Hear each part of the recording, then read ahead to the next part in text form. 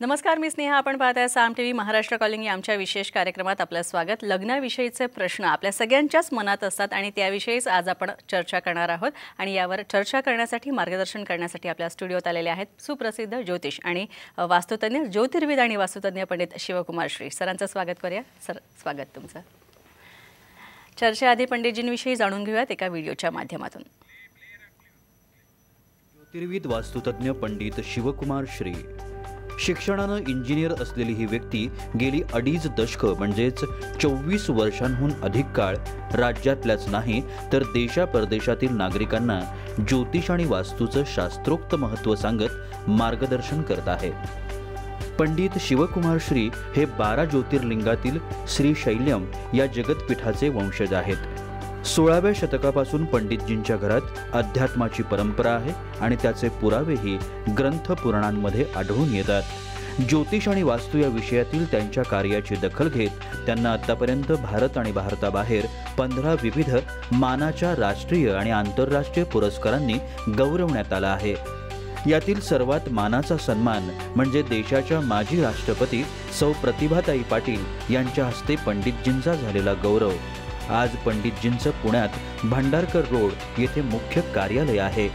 समस्या, अडचणी, भविष्याची चिंता, काळजी, प्रश्न असं खूप काही घेऊन सर्वसामान्यांपासून ते राजकारणी, खेळाडू, चित्रपट सेलिब्रिटीज पंडितजींच्या कार्यालयात मोठ्या आशेनं येतात आणि विज्ञान, तंत्रज्ञान, अध्यात्म, शास्त्र यांचा मेळ समजावत पंडितजी प्रत्येकाच्या अडीअडचणी सोडवण्यात सहकार्य करतात.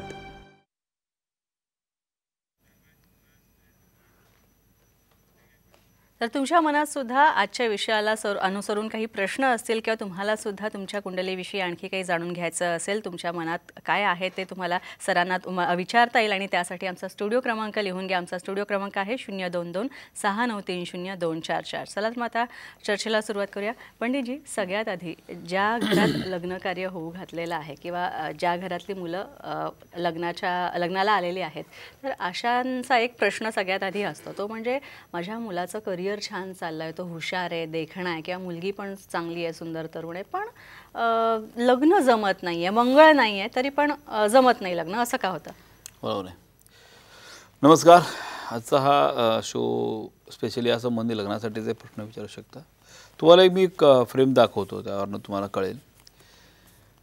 पहिला मुद्दा म्हणजे अनेक वेळा असं होतं की मंगळ वगैरे काही नाही आहे तरीसुद्धा लग्न होत नाही आहे. 30 वर्ष झालं, 35 वर्ष, 36 वर्ष झालं. ओके, मोठ्या बहिणीचं झालं नाही, छोट्या बहिणीचं झालं नाही, 2-3 मुलींची लग्न नाही झाली, भावाचं नाही झालं, बहिणीचं नाही झालं, अशा गोष्टी पण येतात. तेव्हा फक्त त्याला मात्र पत्रिकेचा अभ्यास वेगळ्या पद्धतीनं करायला लागतो. फक्त मंगळ असेल किंवा फक्त घटस्फोटाची पत्रिका असेल असं नाही आहे. तर डिले इन मॅरेज कशामुळे होतं ही फ्रेम एक तुम्हाला दाखवतो, त्या तुम्हाला स्पष्टपणे क्लिअर दिसेल. मुद्दाम तुम्हाला समजण्यासाठी हे काढलेलं आहे. यामध्ये हे जे स्थान आहे, हे स्थान हे पूर्वजन्म, आपल्या पूर्वजन्माचं हे स्थान आहे. पंचम स्थान जे आहे, यावरनं आपल्या जीवनात किती रेजिस्टन्स येईल, काय त्रास होईल हे कळतं. हे आपल्या जन्मातला पाठ. हे जे स्थान आहे हे पूर्वजांचं स्थान आहे.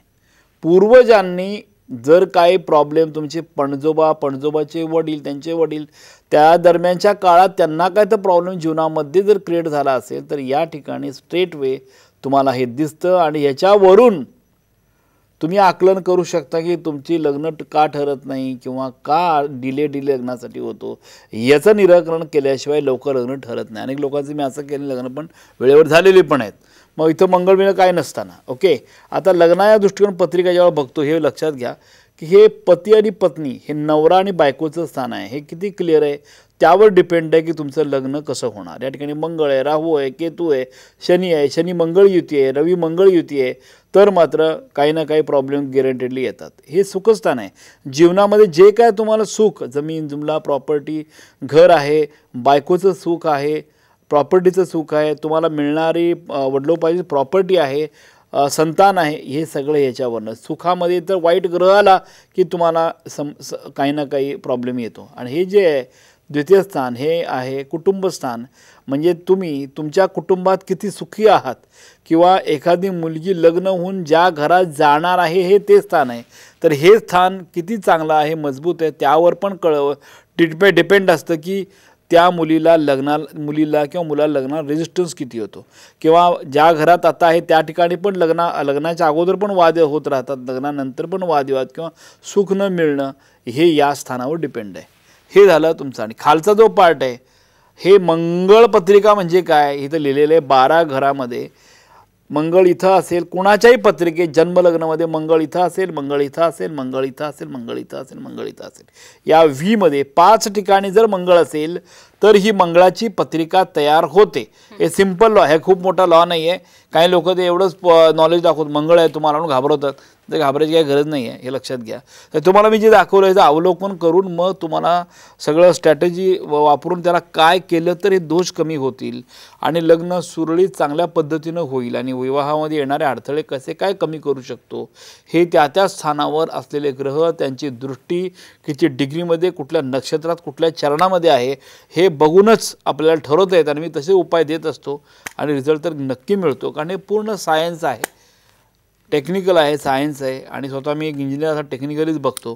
तर या नक्की तुम्हाला यामध्ये रिझल्ट हा नक्की मिळतो. नक्कीच. पण जी आणखी एक प्रश्न असा की पत्रिका जुळवतो जेव्हा आपण, तेव्हा मुलाचे 40% गुण आणि मुलीचे 60% गुण असे जुळले पाहिजेत असं काही आहे का, असा काही नियम आहे का? बघा, गुणमिलनाचं जे आहे, गुणमिलनाचा चार्ट जो पंचांगामध्ये आहे तो लग्न करताना बघण्याची काही गरज नाही.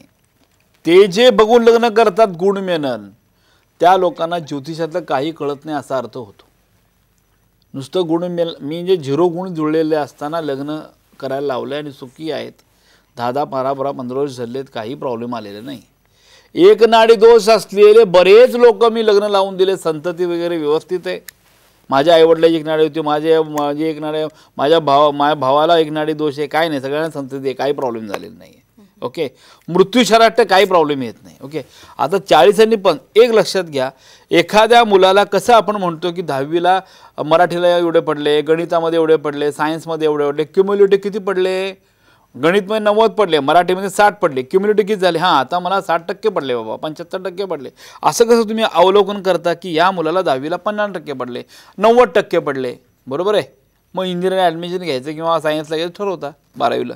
असंच एखादी पत्रिका जेव्हा आपण बघतो, म्हणजे मी जे बघतो पत्रिका, ओव्हरऑल त्या माणसाचा प्रश्न जर असेल विवाहामध्ये, विवाह कधी होईल, विवाहामध्ये काय अडचणी आहेत का, तर इमिडिएटली सगळ्यांचा अभ्यास करून ताबडतोब मला कळतं, एक्सपर्टला कळायलाच पाहिजे की या मुलाचं वैवाहिक जीवनाच्या पॉईंट ऑफ व्ह्यू पर्सेंटेज किती चांगला आहे. 30% आहे, 40% आहे, 80%. समजा एखादी तुमची मुलगी आहे, त्या मुलीच्या पत्रिकेत 80% वैवाहिक जीवन चांगलं आहे, बरोबर आहे. अशा वेळेला तुम्हाला ज्या मुलावर लग्न करणार आहे त्याचं पण चांगलं असेल तर दोघांचं वैवाहिक जीवन चांगलं होईल. ज्या मुलाच्या बरोबर लग्न करायचे ते 36 गुण जुळले असतील आणि अशा अवस्थेत ग्रहबळाचा विचार केला तर वैवाहिक जीवन फक्त 20% चांगलं असेल तर त्या मुलीला त्रास होतो, बिकॉज ऑफ त्या मुलाच्या ग्रहयोगामुळे मुलीची पत्रिका चांगली असून सुद्धा ती सफर होते. म्हणून तुम्हाला पहिल्यांदा हे बघायला पाहिजे की तुमच्या मुलीच्या मुलाच्या पत्रिकेत वैवाहिक जीवनाचं स्थान किती मजबूत आहे, किती पर्सेंटेजमध्ये येतं. समजा तुमच्या मुलीच्या पत्रिकेत 30% वैवाहिक जीवनात सुख आहे, हे फक्त एक क्रायटेरिया बघायला मी माझं डोकं वापरतो, आज 30 वर्ष माझं नॉलेज वापरतो, मला वाटतं 30%. मग ज्या मुलावर लग्न करणार आहे त्या मुलाचं वैवाहिक जीवन कमीत कमी 70% चांगलं पाहिजे. गुणमेलनाचा तर काय संबंधच नाही. इथं 70% चांगला आहे, मग लग्न करा. मग क्युम्युलेटिव्ह डिवाइड बाय 2 केलं की 50% गाडी सुरळीत चालेल, काही प्रॉब्लेम येणार नाही. शेवटी तुमचा अभ्यास, तुमचा अनुभव आणि तुमचं लावलेलं लॉजिक हे परफेक्ट जर चाललं तर वैवाहिक जीवनात काही प्रॉब्लेम येत नाही. हे म्हणून बघताना सगळ्या गोष्टी आहेत त्या व्यवस्थित बघणं गरजेचं आहे. आजपर्यंत जे काय घटस्फोटाच्या पत्रिका येतात प्रत्येक जण म्हणतो 36 गुण जुळले होते, 30 गुण जुळले होते, 18 जास्त गुण जुळले, तरी घटस्फोट झाला. 10 लोकांना दाखवलं मीरा ब्राह्मणांना, ते सगळे म्हटले चांगली पत्रिका आहे, चांगली पत्रिका आहे.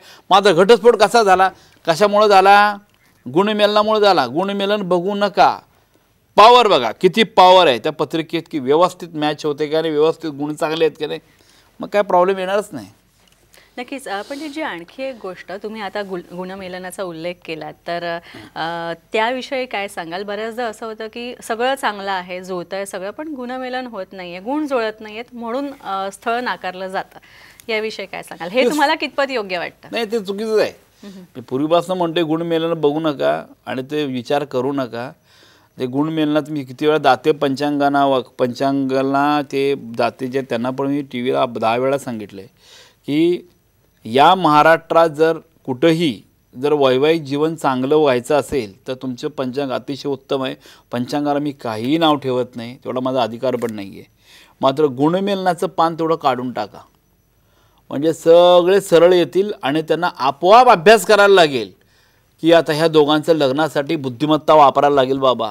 नाहीतर काय करतात, आम्ही काय करू, पंचांगात दिले एवढं गुण जुळले, आता डायव्होर्स झाला, पंचांगावर दोष घालतात. ते आपण स्वतः बाजूला होतात, त्यांच्याकडे नॉलेज नाही, सांगत नाही पंचांगामुळे. अजून पण काही लोक अशी आहेत, लग्न ठरत नाही तुमचं, तुमच्यावर कोणतं ब्लॅक मॅजिक केली, शेजारच्यांनी करणी केली, ह्याने तुमच्यावर काहीतरी केलं, असे जर तुम्हाला कोण म्हणत असतील तर लक्षात ठेवा, त्या माणसाला ज्योतिष असं काही येत नाही.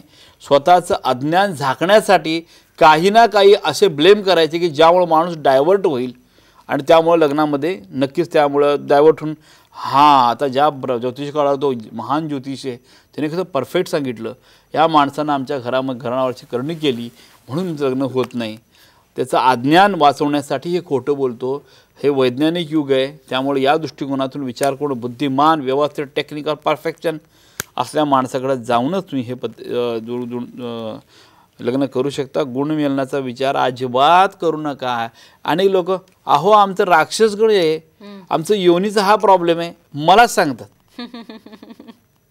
काय राक्षस दोघं गण, राक्षसगण, देवगण, मनुष्यगण, 3च तर गण आहेत. प्रत्येकाला असणार ना, कुठं तर कुठे येणार ना. मग त्या पॉईंटला कोण तर नाही हे 2 गण जुळतात म्हणून करू नका. अशा लोकांचे लक्ष देऊ नका अजिबात. समजायचं की लक्ष या माणसाला काय येत नाही. गण बिन हे ते सोड, ग्रहांच्या बद्दल बोल, ग्रह काय सांगतात ते बोल म्हणायचं, त्यावर ठरतं. ते मी असं स्वतः नुकसान होतं. आयुष्याचा प्रश्न आहे, विचार करून कन्सल्टेशन घ्या. नक्कीच. तर आपण आणखी याविषयी पंडितजींचं मार्गदर्शन घेणार आहोत, मात्र त्याआधी एक छोटासा ब्रेक.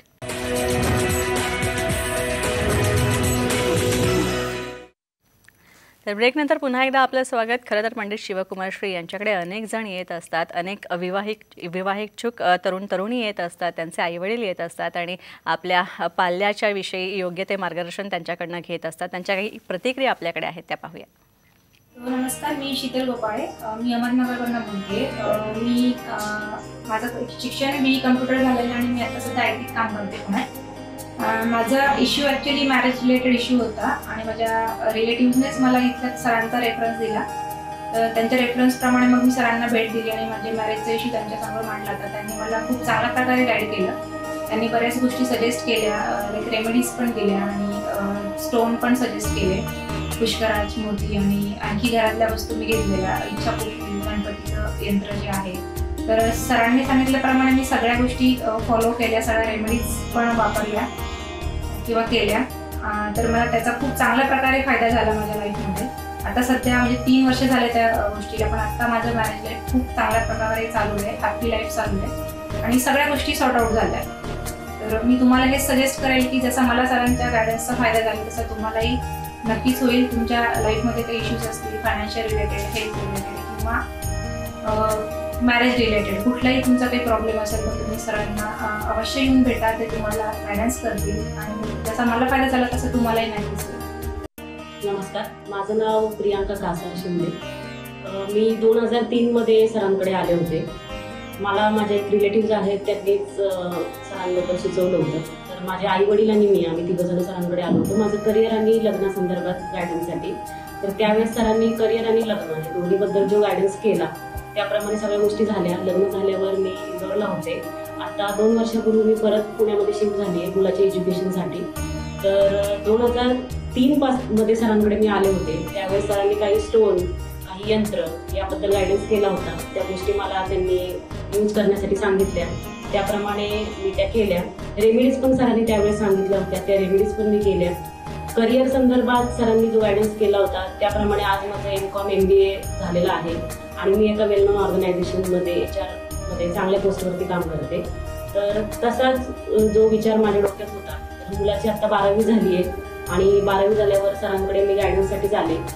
तर माझं सगळ्यांना हे सांगणं आहे की तुम्ही तुमच्या करिअर किंवा तुम्ही तुमच्या लग्न संदर्भात व्हॉट एव्हर तुम्हाला जे पण काही प्रॉब्लेम्स येतात तर तुम्ही सरांकडे येऊन एकदा अवश्य त्यांना भेट द्या आणि सरांकडनं काय तुम्हाला अनुभव येतो हे तुम्हाला नक्कीच नंतर कळेल.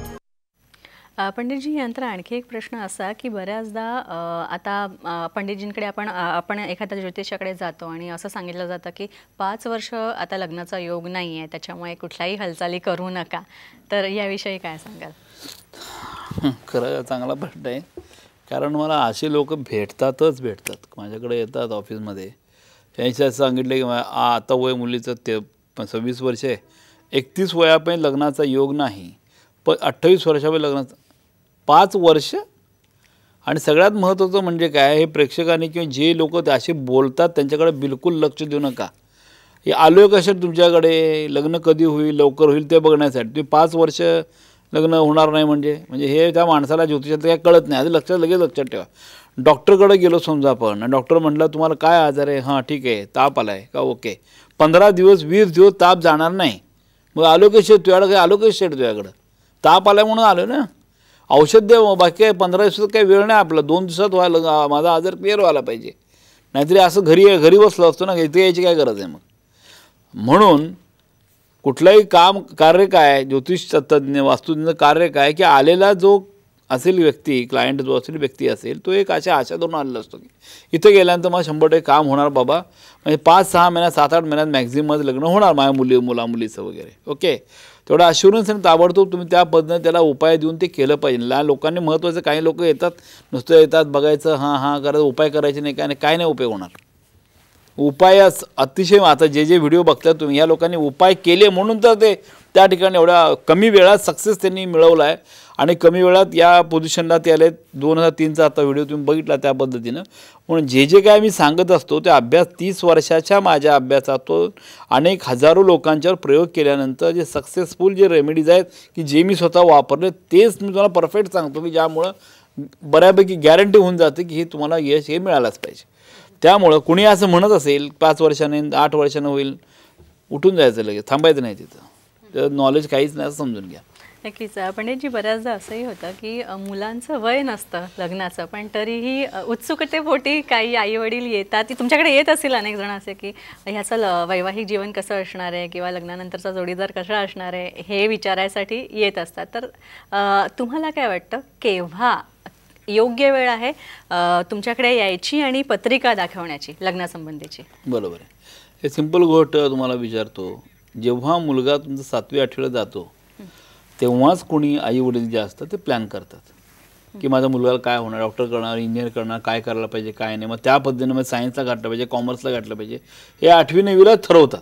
बरोबर. म्हणजे तुम्ही शिक्षणा दृष्टिकोनातून ते ठरवता आयुष्यात तो काय केला पाहिजे आणि काय शिकला पाहिजे म्हणून. मग आयुष्यभर जे काय पुढे एखाद्या व्यक्तीबरोबर लग्न म्हणून जे कार्य करून एकत्र राहायचं जो काय प्लॅन करतोय आपण, आणि तो फायनल 100% क्लिअर आहे की ते होतं लग्न, कुणाचं होत नाही असं 90% लोकांचे लग्न होतातच. तर हे तुम्ही अगोदरच वयाच्या 20-22व्या वर्षी बघितलं की हे स्टेटस काय दाखवतं आहे, मॅरिटल स्टेटस काय दाखवतं आहे, प्रेमविवाह आहे किंवा मग अरेंज मॅरेज आहे किंवा जवळ होणार, लांब होणार किंवा आउट ऑफ इंडिया जाणार, इथं जाणार, डायव्होर्स होणार आहे का, फसवाफसवी होणार आहे का, चिटिंग होणार आहे का, हे जर कळलं म्हणजे आपण पर्सेंटेज 10वी-12वीचं किती टक्के पडणार बाबा, मग चांगले पर्सेंट पडला काय करायला पाहिजे, क्लास लावायला पाहिजे वगैरे कसं करतो आपण. नीटची एक्झाम आहे, JEE असेल, तसं तुमच्या जीवनामध्ये वैवाहिक जीवनाचा पार्ट जर स्ट्रॉंग नसेल तर त्याला स्ट्रॉंग कसं करायला पाहिजे, त्या दृष्टिकोनातून काहीतरी हालचाल करू शकता, प्लॅन करू शकता.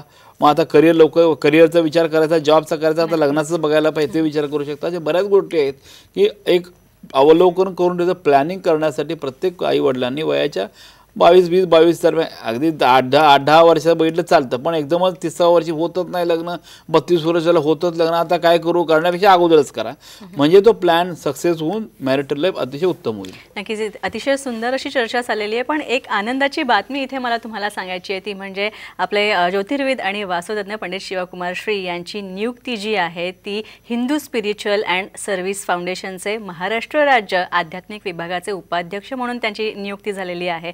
पंडितजी, याविषयीच मला आणखी जाणून घ्यायचं आहे. तुमची जबाबदारी खरं तर आणखी वाढली आहे असं म्हणता येईल या निमित्ताने. बरोबर. खरं म्हणजे HSSF जे हिंदू स्पिरिच्युअल सर्व्हिसेस फाउंडेशन जे आहे त्यांचं मनापासून मी आभार व्यक्त करतो या ठिकाणी, कारण या दृष्टिकोनात संपूर्ण महाराष्ट्राचा उपाध्यक्ष आध्यात्मिक विभागाची जबाबदारी मला त्यांनी दिली. यामध्ये कसं आहे, HSSF ही संस्था जी आहे हे ऑल ओव्हर भारतामध्ये आहे. मी तामिळनाडूमध्ये HSSF आहे, गुजरातमध्ये HSSF आहे, राजस्थानमध्ये HSSF आहे. या सगळ्या ठिकाणी ही संस्था कार्यरत आहे, पूर्ण भारतात कार्यरत आहे आणि ते महाराष्ट्रात जे आहे ते जोरदार कार्यरत आहे. येत्या 19, 20, 21, 22 या 4 दिवसाचं टेंटेटिव्हली असे खूप मोठं संमेलन जे आहे, आध्यात्मिक संमेलन आपल्या पुण्यामध्ये होणार आहे SP कॉलेजच्या ग्राउंडवर. तेव्हा नरेंद्र मोदीजी, अमित शहाजी आणि बरेच मान्यवर जे आहेत त्या ठिकाणी येणार आहेत आणि प्रवचन अशा गोष्ट होणार आहे. आणि ह्या सगळ्या त्याचा उद्देश काय आहे की जे पूर्ण भारतामध्ये मठ मंदिरं जी आहेत ती मंदिरं आहेत त्या मंदिरापर्यंत प्रत्येक हिंदूंनी पोहोचलं पाहिजे, की ज्यामुळं आपला हिंदू हा बळकट होईल, भारतीय हा बळकट होईल. आणि आज काय होतं, आपण जेव्हा सणावाराच्या वेळेलाच फक्त तेव्हा जातो आणि बाकीच्या वेळेला जात नाही, असं न होता कंटिन्युअस रॅपो राहावा आणि आध्यात्मिकता मनात जागृत व्हावी आणि यंग जनरेशन, लहान मुलांच्या मध्ये पण आध्यात्मिक जागृत व्हावी. हे सर आपल्या हिंदूंचं वैशिष्ट्य होतं की हा भारत जो देश होता हा संपूर्ण जगावर राज्य करत होता, तीच परिस्थिती पूर्णवत आणावी या दृष्टिकोनातून मठ मंदिरांचे जे काही 110 जे विश्वस्त होते त्यांच्या उपस्थितीमध्ये सारसबागेमध्ये मला हे घोषणा केली गेली. तेव्हा माजी महापौर जे मुरलीधर मोहोळ साहेब होते आणि नवनिर्वाचित खासदार मेघा कुलकर्णी, बरेच लोक विश्वस्त पण होते, त्या ती जबाबदारी दिली. आणि यामध्ये आता मी संपूर्ण महाराष्ट्रामध्ये वेगवेगळ्या जिल्ह्यामध्ये हे जे HSSF कार्य पूर्ण करून त्या ठिकाणी आध्यात्मिकता कशी जागृत करता येईल लहान मुलापासून यंग जनरेशनमध्ये या दृष्टिकोनातून आणि त्या एरियामध्ये असलेले मठ मंदिरं दुरुस्ती आणि त्याबद्दल त्याचं पावित्र्य कसं राखता येईल आणि कशाबद्दल वाढत हे प्रयत्न माझे राहतील. तर यासंबंधी कुणाला जर या प्रत्येक जिल्ह्यामध्ये कार्य करायचं असेल आपल्या हिंदू आध्यात्मिक सेवा संस्थेमध्ये, त्या लोकांनी आम्हाला ऑफिसला अप्रोच करावा. तर त्या ठिकाणी आपण असे अनेक संमेलनं छोटी छोटी भरवायचं आमच्या डोक्यामध्ये आहे. नक्कीच पंडितजी, पुन्हा एकदा तुम्हाला शुभेच्छा आणि खूप खूप अभिनंदन. तुमचं हे पद तुम्हाला मिळालं यासाठी तुमची नेमणूक झाली त्याबद्दल. तर यानंतर आपण या प्रोग्राममध्ये इथेच थांबतोय. मात्र आपण पुढच्या वेळी म्हणजेच 7 मेला आपण भेटणार आहोत. तसंच जर पंडितजींना तुम्हाला भेटायचं असेल तर वाशीच्या ऑफिसमध्ये पंडितजी 9 मे रोजी उपलब्ध आहेत. त्यामुळे पंडितजींची रीतसर अपॉइंटमेंट घ्या, भेटीची वेळ निश्चित करा आणि तुम्ही पंडितजींना भेटा. तुमच्या सगळ्या शंका कुशंकांचं निरसन करतील, योग्य ते मार्गदर्शन ते करतील. पंडितजी, तुम्ही इथे आला त्यासाठी खूप खूप आभार तुमचे. धन्यवाद. यानंतर आपण महाराष्ट्र कॉलिंगमध्ये इथेच थांबतोय. पुन्हा भेटूया पुढच्या मंगळवारी पंडित शिवकुमार श्री यांच्यासोबत. तोपर्यंत नमस्कार.